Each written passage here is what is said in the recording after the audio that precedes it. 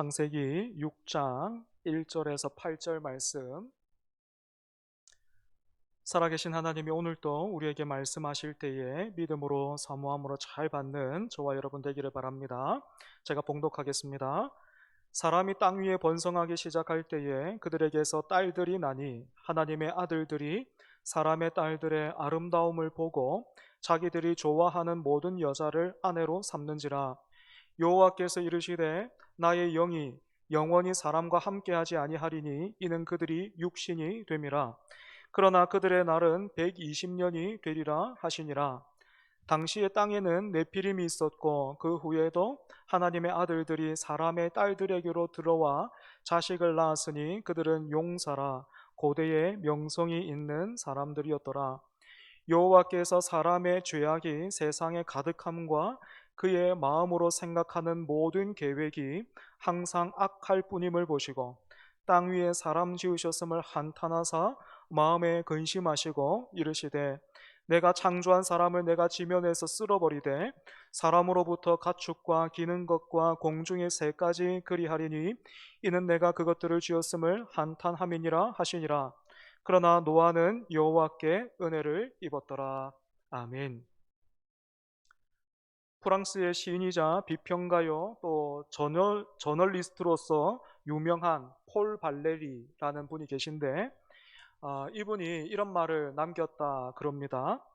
용기 내어 그대가 생각하는 대로 살지 않으면 머지않아 그대는 사는 대로 생각하게 된다. 이 말을 줄여서 이렇게 알고 있는 분들도 많이 있습니다. 오늘 설교의 제목이기도 한데요. 여러분 주보 보시면서 설교 제목 한번 같이 읽어볼까요?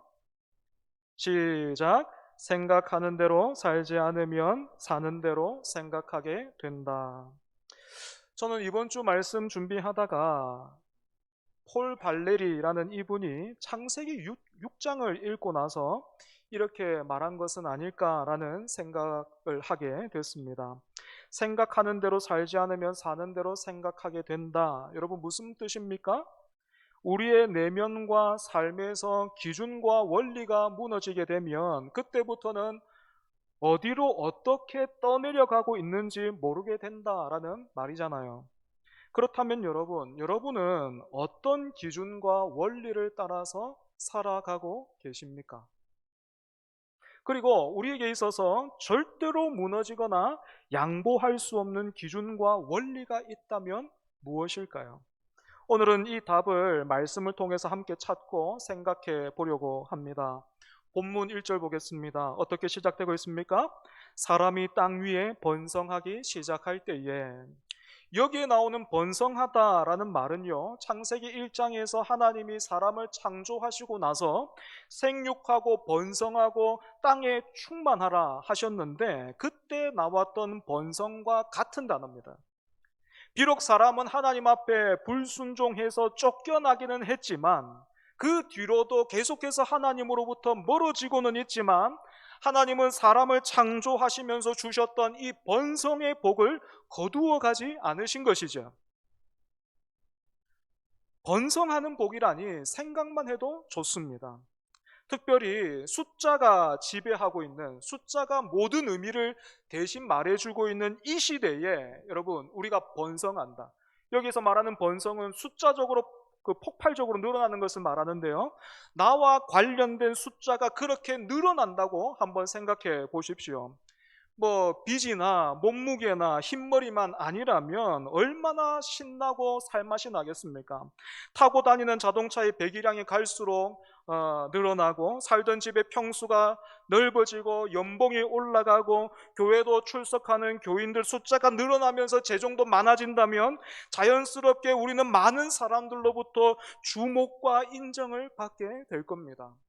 SNS 이런 데 올려가지고 내가 이렇다면서 이렇게 올리면 그때부터 좋아요, 하트 많이 받을 수 있을 거예요. 여러분 이런 바람과 소원을 누가 악하고 잘못됐다 할 수 있겠습니까? 하지만 여러분 우리 삶에는 숫자보다 좀 더 권위 있는 기준과 원리가 필요합니다. 왜냐하면 생각하는 대로 살지 않으면 사는 대로 생각하게 되기 때문입니다. 번성하는 것, 즉 나와 관련된 숫자를 누려가는 그 일에만 몰두하게 되면 숫자로 환산할 수 없는 귀한 것들을 놓치고 잃어버릴 수 있기 때문이죠. 여러분, 그래서 우리 삶과 신앙의 유일한 법칙, 우리 삶과 신앙에 있어서 유일한 기준이 있다면 무엇입니까? 바로 신구약 성경 하나님의 말씀입니다. 우리는 하나님의 말씀을 통해서 나를 포함한 이 세상의 주인은 내가 아니고 하나님이시고, 나뿐만 아니라 다른 사람도 하나님의 형상으로 창조된 귀한 존재다라는 사실을 확인할 수 있죠.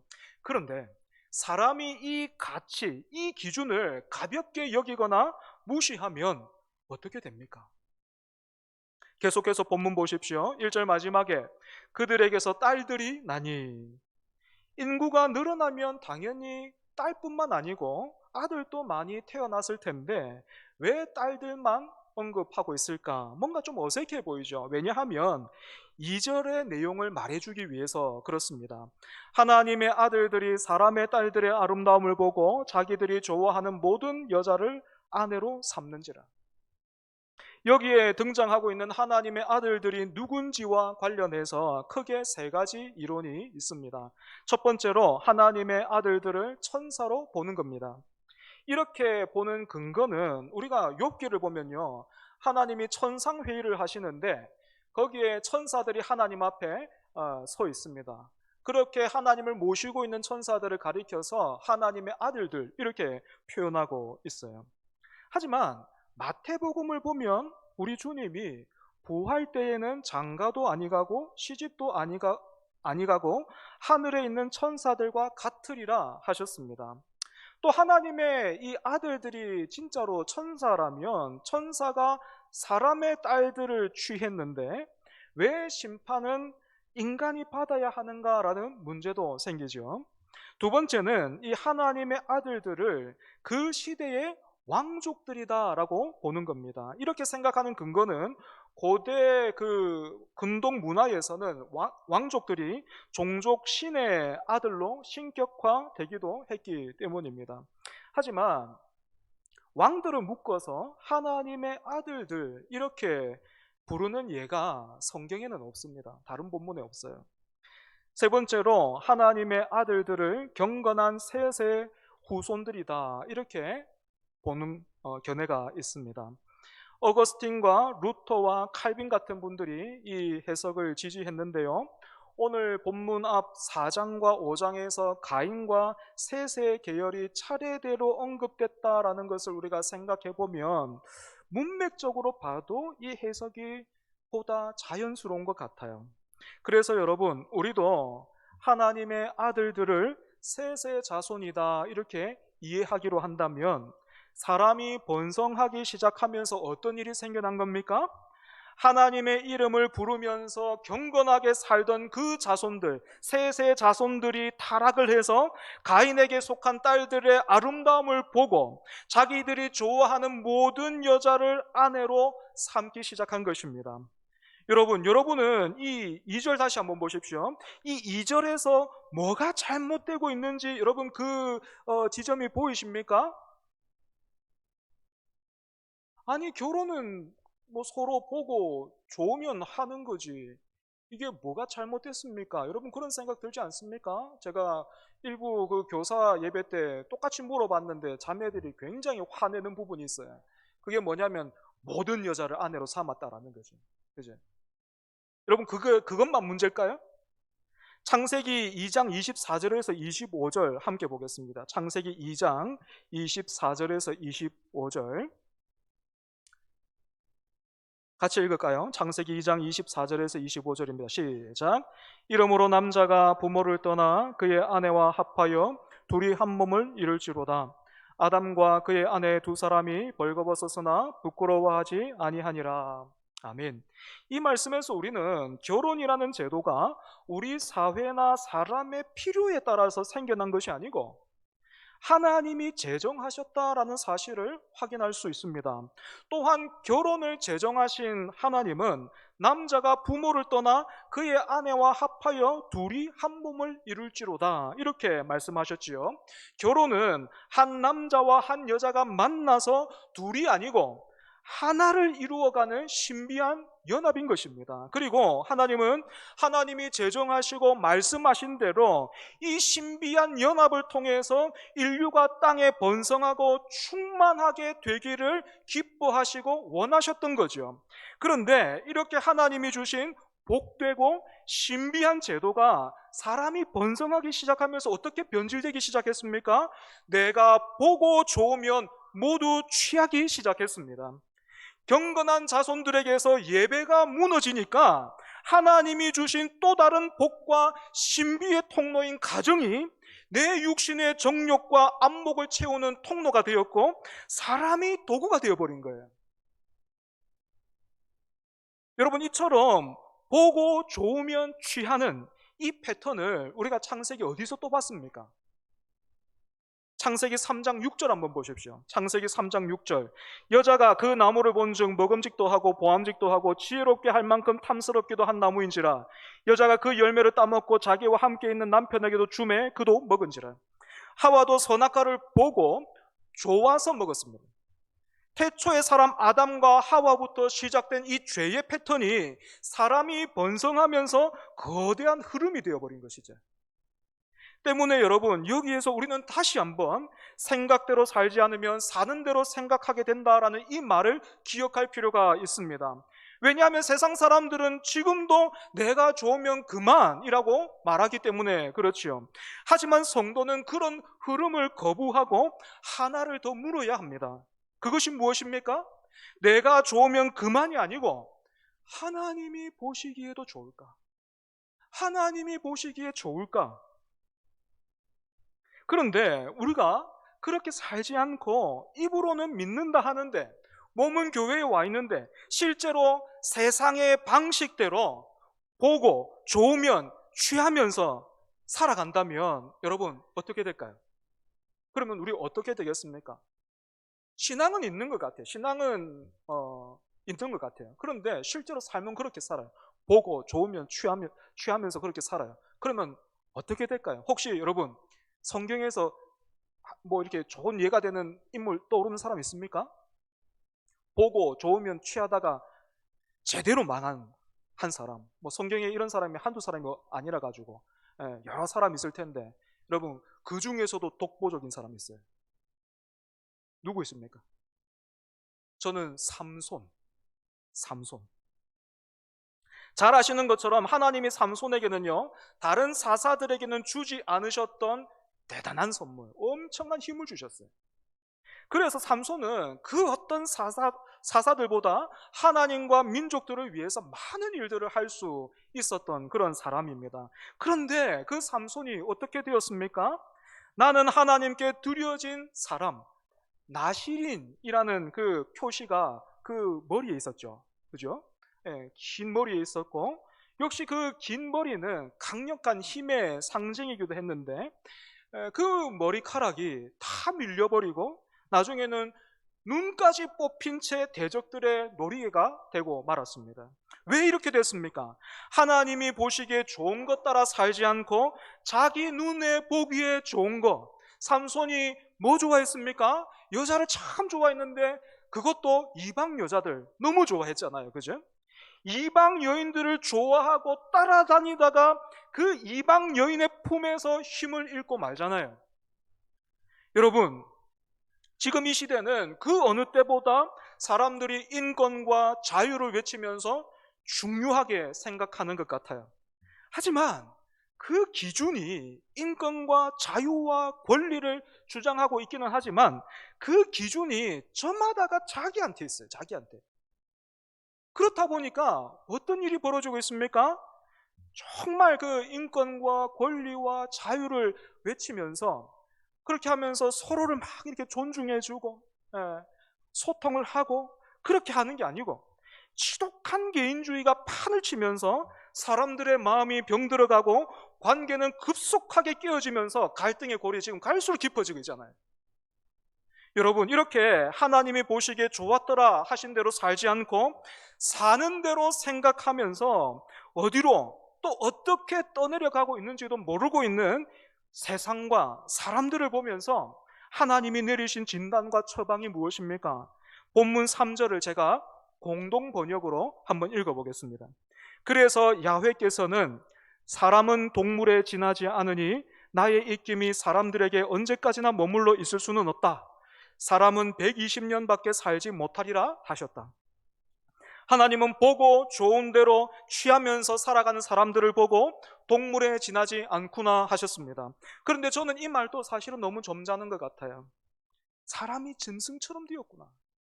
아니, 좀 더 사실적으로 표현한다면 짐승보다 못해졌다라는 이 말이 맞아요.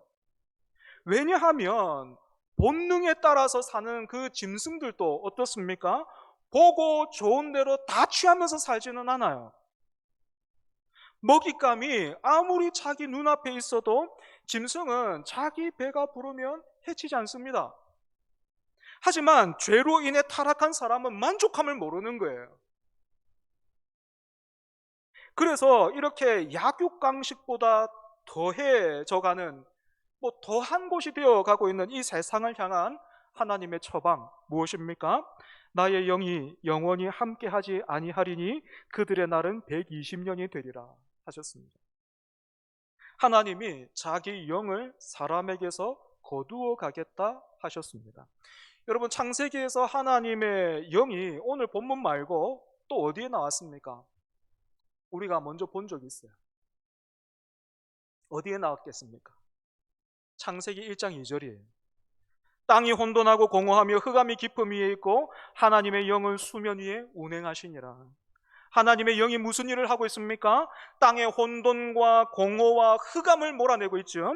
그런데 이런 일을 하시는 하나님의 영을 거두어 가시면 어떤 일이 벌어지겠습니까? 세상은 하나님의 심판을 향해서 브레이크 없는 열차처럼 가속이 붙을 겁니다. 그런데 하나님은 당장 오늘부터, 지금 당장 나의 영을 거두어 가겠다 그렇게 하지 않으시고 뭐라고 말씀하십니까? 그들의 날은 120년이 되리라 하셨습니다. 그들의 날이 120년이 되리라, 여기에 대한 해석도 크게 두 가지 있습니다. 하나는 홍수 후에 사람의 수명이 급격하게 준다는 거예요. 120살을 못 산다라는 겁니다. 그런데 이렇게 보는 데는 좀 문제가 있습니다. 왜냐하면 홍수가 끝나고 나서 사람의 수명이 많이 줄어든 것은 사실이지만 120세 넘어서 사는 사람들이 그때도 있었거든요. 때문에 이 말이 무슨 말일까? 우리가 문맥적으로 살피고 또 생각해 보면 이 말은요, 하나님이 심판을 120년 유예하셨다라는 뜻입니다. 왜 이런 유예 기간을 두셨을까요? 하나님이 왜 당장 거두어 가시고 심판하지 않으시고, 지난주에 우리가 무드셀라 봤죠. 그죠? 왜 이런 유예 기간을 두십니까? 지금이라도 멈추라, 그리고 돌아오라 하시는 것입니다. 때문에 여러분, 복을 받은 사람은 다른 사람이 아니고 숫자로 많이 이렇게 쓸 수 있는 그런 사람이 아니고, 이런 하나님의 뜻과 마음을 알아듣고 멈출 수 있는 사람, 그 하나님의 뜻에 순종하고 반응할 수 있는 그 사람이 복 있는 사람이에요. 하지만 여러분, 이런 하나님의 애절한 기다림과는 다르게 세상이 점점 어떻게 흘러가는지 보십시오. 본문 4절 보면 네피림이라는 존재가 등장하고 있죠. 여러분 갖고 계신 성경을 보면 네피림이라는 단어에 숫자 1로 관주가 표시되어 있을 텐데요. 하단에 보면 뭐라고 되어 있습니까? 장부가, 그죠? 장부가. 그러니까 네피림은 다른 사람보다 키나 덩치가 월등해가지고 내 거는 당연히 내 거고, 다른 사람들이 가지고 있는 것 중에서 보기에 좋고 마음에 드는 것이 있다면 언제든지 가서 빼앗아서 올 수 있는 힘이 있던 사람들을 말합니다. 그리고 이처럼 월등한 힘으로 자기 눈에 보기에 좋은 대로 살아가는 사람들을 보면서 그 시대 사람들은 뭐라고 불렀습니까?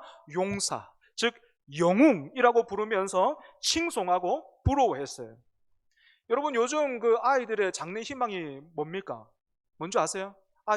아이들에게 너는 꿈이 뭐니? 커서 뭐가 되고 싶어? 그러면 1등으로 나오는 게 뭔지 아십니까? 유튜버. 그죠? 유튜버.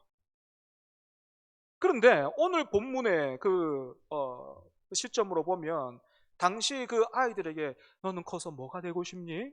너는 커서 뭐가 될 거야? 꿈이 뭐야? 이렇게 물으면 아이들이 뭐라고 대답했을까요? 네피림 이렇게 대답했을 거예요. 네피림. 그런데 네피림의 이 인기가요, 지금도 식지 않고 있는 것 같아요. 사실 우리가 하나님 앞에 구하고 바라는 게 뭐예요? 오늘 저와 여러분이 정말로 하나님 앞에 구하고 막 안 들어줘가지고 막 눈물 흘리면서 하나님 앞에 그렇게 나가는 그 기도의 제목이 무엇입니까? 내 이름보다 하나님의 이름이 거룩히 여김 받으시고 내 안에서부터 하나님의 나라가 확장되어져 가고 내 뜻이 아니라 하나님의 뜻이 이루어지기를 바라고 예수님 닮아가는 그것, 그게 아니고 사실 우리가 바라는 게 뭐예요? 네피림처럼 힘이 있어가지고 내가 바라고 원하는 게 있으면 언제든지 얻고 이룰 수 있는 존재가 되기를 바라는 거잖아요. 혹시 나는 네피림처럼 살 수 있는 그런 기회를 놓쳤다거나 늦어버렸으면 하나님, 내 자식이라도 네피림처럼 살 수 있기를 바랍니다 하는 게 오늘 우리의 기도 아닙니까? 하지만 여러분, 하나님은 네피림이 그렇게 명성을 얻고 있는 그 땅에 강력한 브레이크를 거십니다. 본문 5절부터 7절 우리 같이 한번 읽어보겠습니다. 본문 5절부터 7절입니다. 시작. 여호와께서 사람의 죄악이 세상에 가득함과 그의 마음으로 생각하는 모든 계획이 항상 악할 뿐임을 보시고 땅 위에 사람 지으셨음을 한탄하사 마음에 근심하시고 이르시되 내가 창조한 사람을 내가 지면에서 쓸어버리되 사람으로부터 가축과 기는 것과 공중의 새까지 그리하리니 이는 내가 그것들을 지었음을 한탄함이니라 하시니라. 천지를 창조하시고 보시기에 좋았더라 하신 하나님, 사람을 창조하신 뒤에는 보시기에 심히 좋았더라 하신 그 하나님이 이제는 창조하신 그 세상과 사람을 보면서 한탄하고 근심하고 계십니다. 이유가 무엇입니까? 세상이 그리고 심히 좋았더라 하신 그 사람으로 인해서 죄악이 이 세상에 가득해졌기 때문이에요. 여러분, 우리가 미세먼지가 가득한 날에는 마스크를 쓰잖아요. 그죠? 우리 몸을 보호하고 지키기 위해서 마스크 씁니다. 마찬가지로 세상에 죄악이 이렇게 가득해졌을 때 사람들이 힘들어하고 고통스러워했을까요? 와, 내가 보기에도 지금 이 세상 너무하네. 너무 버겁다. 너무 힘들고 아프다. 하나님밖에는 소망이 없구나 하면서 우리가 좋지 않은 대기에 마스크를 쓰는 것처럼 사람들이 그렇게 힘들어하고 고통스러워했을까요? 그렇지 않은 것 같아요. 마태복음 24장을 보면 우리 주님이 이렇게 말씀하셨어요. 노아가 방주에 들어가던 날까지 사람들은 먹고 마시고 장가들고 시집갔습니다. 심판 직전까지, 노아가 방주에 들어가는 그날까지 사람들은 자기가 보고 좋으면 취하면서 살았던 거예요. 때문에 하나님은 큰 홍수로 이 땅을 심판하기로 하셨습니다. 사람이 멈출 생각이 없고 아무리 불러도 아무리 기다려도 사람이 멈출 생각이 없고 멈출 수도 없기에 하나님이 멈추게 하시는 것입니다. 그런데 하나님이 어떤 마음으로 이 심판을 선언하고 계십니까? 한탄하시고 근심하셨다 이렇게 되어 있어요. 이놈들 내가 벼르다 그렇게 벼르고 있었는데 이 끝까지 가네. 그러면 한번 어디 한번 맛을 봐라. 하신 게 아니에요. 한탄하시고 근심하셨다. 이 말은 하나님이 우리처럼요 후회하셨다라는 뜻이 아니에요. 괜히 만들었어. 괜히 이 세상도 만들고 사람도 만들어가지고 괜히 했어. 여러분, 그런 뜻이 아닙니다. 우리가 자녀를 기르다 보면 때때로 속상한 마음에 이렇게 말하잖아요. 내가 무슨 부귀 영화를 보려고 저놈을 낳았는지 몰라. 그럴 때가 있잖아요. 그죠? 하지만 그때에도 그 자녀의 존재를 부정하거나 그 자녀를 증오해서 그렇게 말하고 있는 것이 아니라 속상하다라는 거잖아요. 그 자녀들 보면서 너무 힘든 거잖아요. 너무 아픈 거잖아요. 저거 막 어떻게 할 수가 없는 거예요. 저거. 그 마음을 우리가 그렇게 표현하듯이 하나님도 갈수록 하나님으로부터 멀어지고 있는 그 사람들을 보면서 너무너무 아파하시고 너무너무 슬퍼하셨다라는 것입니다. 이런 하나님의 모습은요, 고대 다른 신들의 이야기와도 뚜렷하게 구별됩니다. 성경과 비슷한 홍수 이야기를 언급하고 있는 아트라하시스 서사시라는 이야기가 있는데요. 이 이야기를 보면 엔릴이라는 신이 등장합니다. 사람이 창조된 지 1200년이 지나서 사람들이 이 땅에서 번성하자 너무 시끄러워진 거예요. 이 땅이 너무 시끄러워진 거예요. 그래가지고 엔릴이라는 신이요, 땅이 너무 시끄러우니까 사람들로 인해서 너무 시끄러워가지고 불면증에 걸립니다. 엔릴이. 그래서 이 엔릴이 어떻게 하냐면 이 시끄러운 존재들을 제거하기 위해서 다양한 방법을 시도합니다. 역병을 보내보기도 하고 또 가뭄과 기근을 보냈는데 다 실패해요. 그러다가 마지막에 보내는 게 홍수입니다. 이처럼 고대의 문화에서는 인간은 신에게 귀찮은 존재거나 아니면 부리는 도구에 불과했습니다.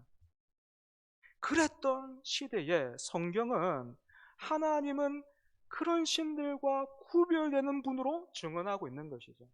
그죠? 사람들이 다 그렇게 생각해요. 문화가 다 그렇게 말하는데, 그죠? 이런 걸 보면 성경이 정말로 하나님의 그 감동으로, 성령의 감동으로 쓰여진 책임을 우리가 확인할 수 있는 거죠. 무엇보다 8절 보십시오. 그러나 노아는 여호와께 은혜를 입었더라.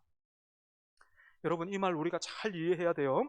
세상의 모든 사람들이 이렇게 한결같이 치우쳐서 하나님 보시기에 악하게 사는데 노아는 그래도 다른 면이 있었더라. 노아는 그래도 하나님이 보시기에 예쁜 짓 많이 하더라. 여러분, 그 말이 아닙니다. 그러나의 이 반전, 지금 8절이 그러나 이렇게 시작하고 있잖아요. 그죠?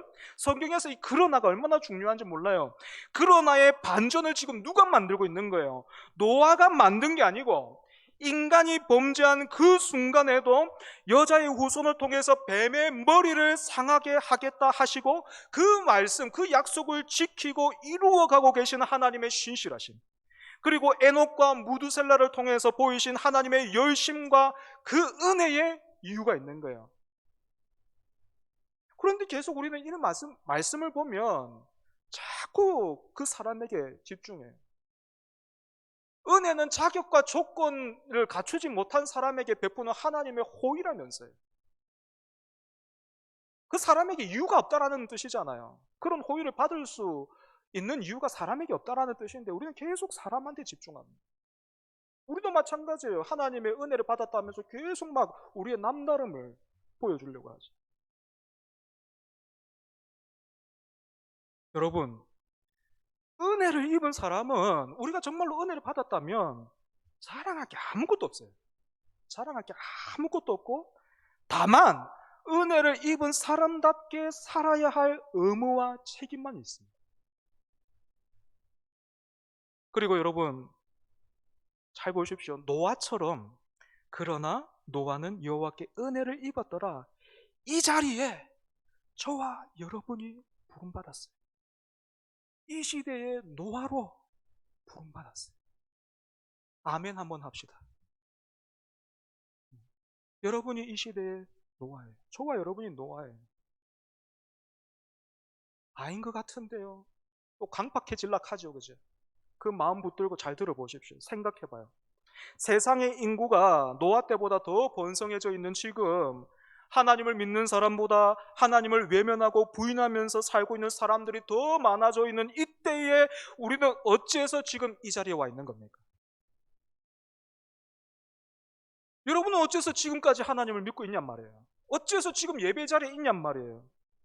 성경 말씀을 들으면, 읽으면 정말로 그때마다 환하게 다 이해가 되고 막 믿어져 가지고 너무 기쁘고 감사해 가지고 와, 이것밖에는 없다. 이게 평화로다 하면서 여기까지 오신 분 계십니까? 단언컨대 저를 포함해서 그런 사람이 이 자리에 한 사람도 없어요. 혹시 그 사람이 나요 하는 사람이 있으면 그 사람 신천지. 그렇다면 어째서 오늘 우리는 하나님을 믿게 되었고 여기까지 오게 되었습니까? 하나님이 노아처럼 우리에게 그냥 은혜를 입혀주신 거예요. 입혀주신 거예요. 그리고 은혜로 끌고 당기셔서 오늘 우리가 여기 있는 거죠.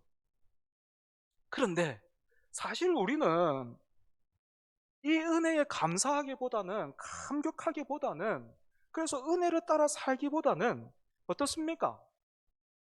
거추장스럽죠. 부담스럽고. 요즘은 워낙에 기독교 이미지가 땅에 떨어져 가지고 어떻습니까? 나의 죽음을 저기 모르게 하라 하신 이순신 장군처럼 내가 크리스찬이라는 사실을 아무도 모르게 감추면서 살고 싶을 때가 한두 번이 아닙니다. 이처럼 우리는 종종 이 옷 벗어 던지고 싶어요. 은혜로 입혀주셨다는데, 은혜로 자녀 삼아 주셨다는데 이 옷 벗어 던지고 싶단 말입니다.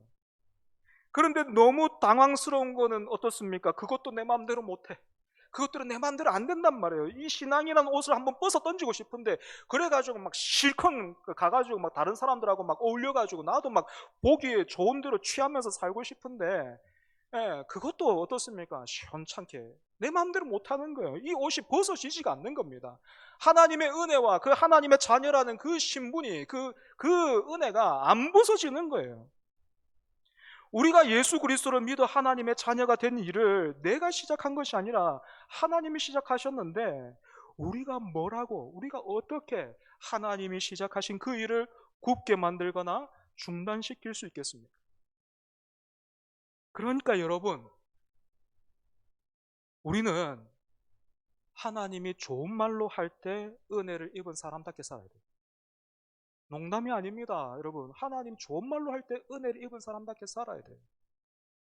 여러분, 그 아들을 통해서 우리가 구원받았다는 그 사실이 얼마나 무서운 말인지 모르죠.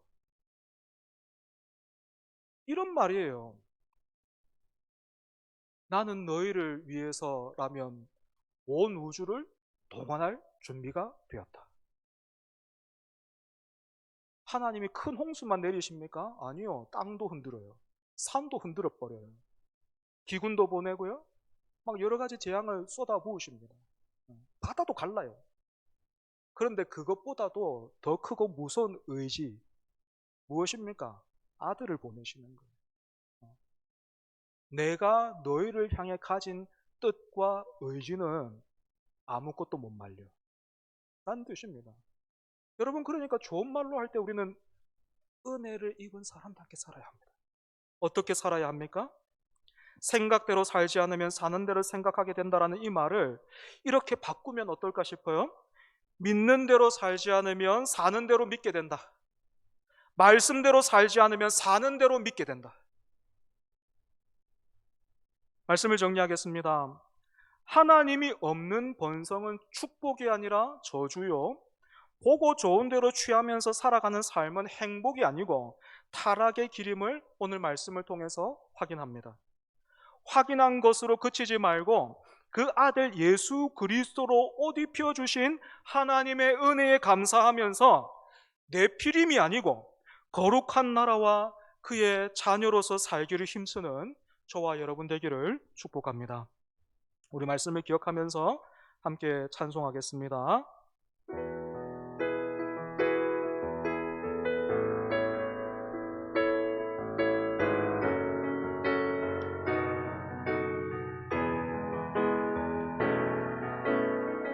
세상 흔들리고 사람들은 변하여도 나는 주를 섬기리. 주님의 사랑은 영원히 변하지 않네. 나는 주를 신뢰해. 오직 믿음으로, 오직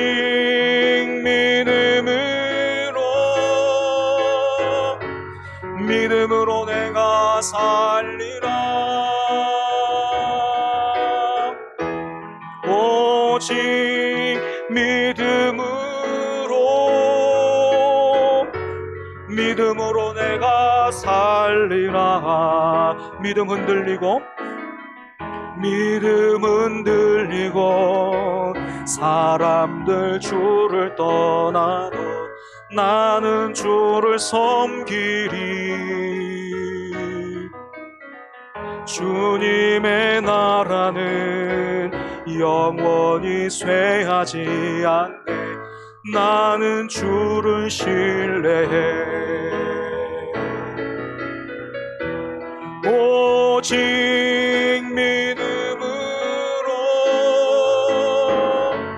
믿음으로 내가 살리라. 오직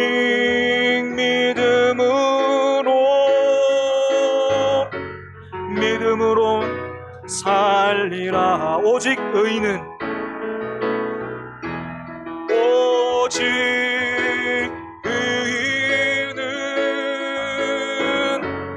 믿음으로 말미암아 살리라. 오직 의인은 믿음으로 말미암아 살리라. 이 시간 말씀을 기억하면서 함께 기도하겠습니다. 지금도 이 세상은 하나님 앞에서 브레이크가 없는 열차처럼 심판을 향해서 달려가고 있는데, 그러나 라는 은혜의 반전을 시작하신 하나님, 사는 대로 믿으며 지독한 자기 중심성과 자기 합리화에 빠져서 살아가지 말게 해주시고, 말씀대로 살고 믿음대로 살아가는 우리 되게 해달라고 이 시간 다 같이 기도하겠습니다. 하나님 아버지, 은혜를 감사합니다. 오늘도 말씀을 통하여서 우리를 붙드시고 예배의 자리에서 우리에게 은혜 주시는 하나님 아버지, 감사합니다. 하나님의 말씀을 통하여서 오늘 우리를 향한 하나님의 뜻과 의지를 하나님 듣고 보게 하셨으니, 하나님 듣고 보게 하신 대로 우리가 순종하여 살아갈 수 있도록 주님 은혜 더하여 주시옵소서. 번성하는 것 너무너무 신나고 하나님 좋은 일이지만, 하나님이 없는 번성은 아버지 하나님 그게 저주일 뿐이고, 보고 좋은 것 취하면서 그 사는 삶이 행복한 삶이 아니라 하나님이 보시기에 좋았더라 하신 대로 살아가는 그 삶이 참으로 의미 있는 삶이고 진정 행복한 삶임을 우리가 함께 나누었습니다. 그리고 하나님 찬송으로 믿음으로 말미암아 살리라 하나님 우리가 결단하였습니다. 하지만 그렇게 살아갈 수 있는 힘이 여전히 나에게는 없습니다. 그렇게 살아갈 수 있는 실력도 우리에게는 없습니다.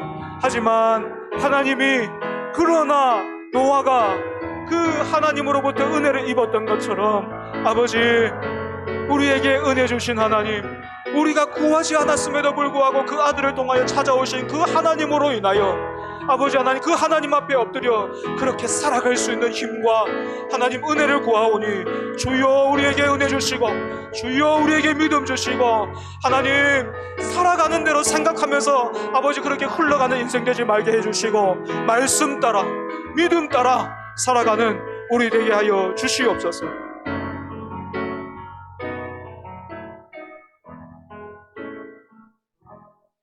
하나님, 복된 주일 이 예배의 자리에서 우리에게 복을 주옵소서. 다른 복이 아니라 말씀 듣고 그 말씀에서 우리를 향한 하나님의 마음과 뜻과 의지를 발견하게 해주시고 그 말씀 따라 살아가게 하여 주옵소서.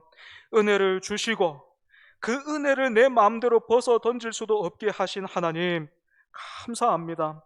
내 피림이 아니라 은혜의 사람으로 말씀의 사람으로, 믿음의 사람으로 살아가는 우리 되게 하여 주옵소서. 예수님 이름으로 기도합니다. 아멘.